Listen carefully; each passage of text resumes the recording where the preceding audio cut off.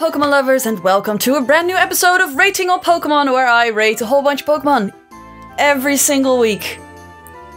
That's how it goes. Today we have some ghosts and some... Ooh, what was the other one? Don't actually remember. We'll see, I guess. I'll see. I did my research, but I forgot. So, well, you know, I don't plan my videos, as you may or may have noticed. May not have noticed. As you may know. You may not. Maybe you know. I don't plan. We're starting out today with some ghost Pokemon, and they are good ghost Pokemon that I personally really like. So, we are starting out with number 607, Litwick. Litwick is a tiny little candle ghost fire baby little boy. Love it. Very cute. It has a little mouth that could also be seen as a nose. I thought it was a nose at first, okay? I thought it had like a big wide nose. Guess that's not it.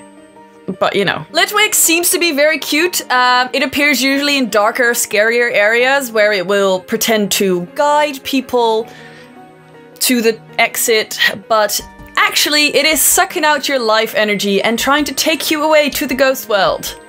Isn't that adorable? The flame on its little head grows taller and taller as it's sucking away at your life energy. And Pokemon is great, isn't it? Yeah.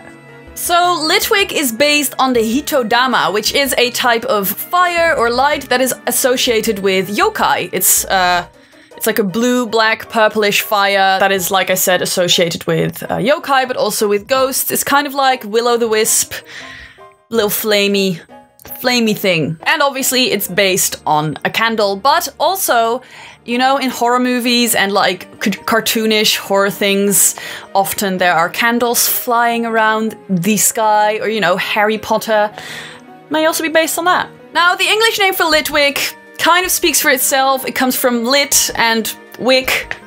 The Japanese name, though, is Hitomoshi. Now, Hitomoshi is a word that describes a lamp, but it also describes the person who leads a funeral procession, which kind of leads to the fact that Litwick takes you away to the spirit world. I personally think that is really cool, and I give Litwick a 4 out of 5. At level 41, Litwick evolves into Lampent. Now, Lampent is more of a lamp, less of a candle. It's like a lantern with arms flying around. Now, Lampent can sense when someone is about to die, and it will go visit that person and suck away their last bit of life, which is absolutely awful and depressing. This is also the reason it likes to hang out around hospitals. Ugh, yikes. Now, Lampent is also based on the Hitodama, the light thing, and an oil lamp, like little street lights that were hanging from the streets a long time ago. Now, Lampent's name has a lot of layers. It comes from lamp, obviously, but it may also come from lambent. Lambent means softly glowing, otherworldly type thing. It may also come from repent, which means to sorrow or to feel regrets, but also lament. Is that how you say that? Lament? Lament? I'm Dutch. Which is sorrow or grief, but maybe also the word entity? Ghosts? We don't know, but there's a lot of layers in there. And then the Japanese name this time just means lamp. So, you know, I guess they switch around their cool names. The German name for Lampent is Laternecto, which comes from Laterne, which is a light, a lantern, and ectoplasm. I love it. 4 out of 5. Moving on to one of my favorite ghost Pokemon of all time, Chandelure.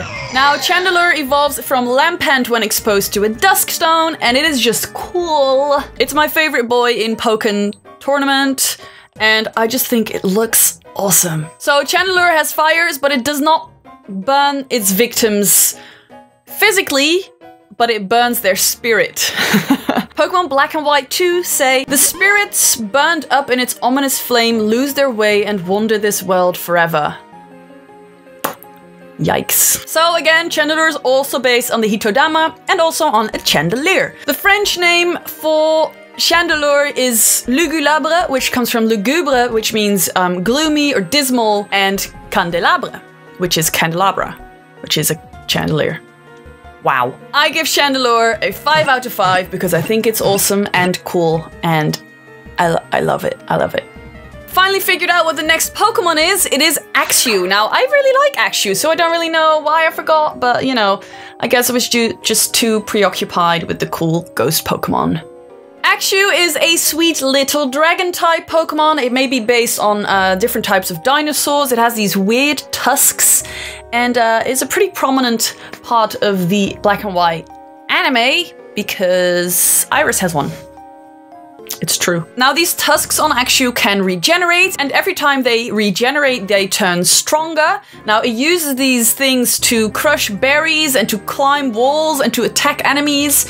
Can do a lot. It can make like territorial gashes in trees to be like, yo dude, that's my tree. Axew is a very good climber, and that is about it for Axew. Like I said, Axew is kind of based on dinosaurs, but not really. It is most likely based on the Dicynodonts, which are reptiles from the Permian era. They had these tusks and shit. The crest may be based on the Hadrosaurids. Look, guys, I don't know anything about dinosaurs. This is hard for me. Or maybe the Coryptophanid. Yeah, you take that for me. I know things. I think Axew is very cute, although I don't like its evolutions that very much, but I give Axew a 4 out of 5.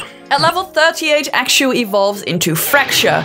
Now, Fraxure is a bit bigger, a bit longer, tusk things, and what else does it do?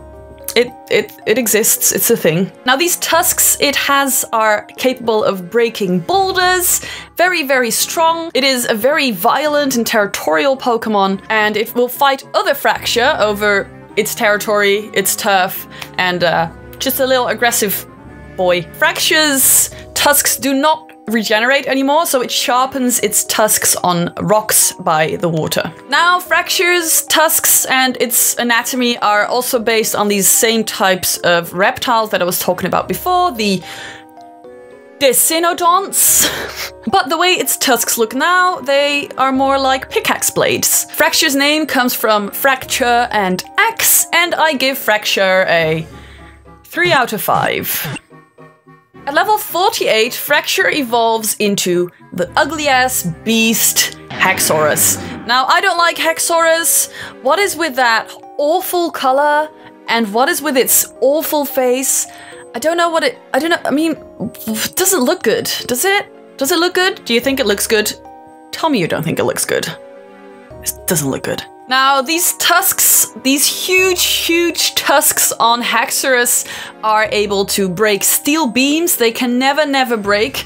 They're very strong. Its body is made up of a very strong armor, so it is pretty hard to beat if, you know, real life Pokemon weren't based on stats and shit, and Dragon type wasn't weak to Dragon type. But it's covered in armor, so. Now, this guy is kind of friendly. I guess it came out of puberty and became alright. It is very territorial still, but it will not attack you all the time like Fraxure does. Now, Haxorus is again based on the same things the other two guys are, but its tusks look a lot like battle axe blades, and I think that is the only cool thing about this entire Pokemon. Now, its name comes from Hack and Axe and Saurus, and I give it a 3 out of 5. Oh my god. I'm so sorry. I just think it's really stupid. Thank you so much for watching, guys. I hope you enjoyed this video, and I don't know, tell your friends about me.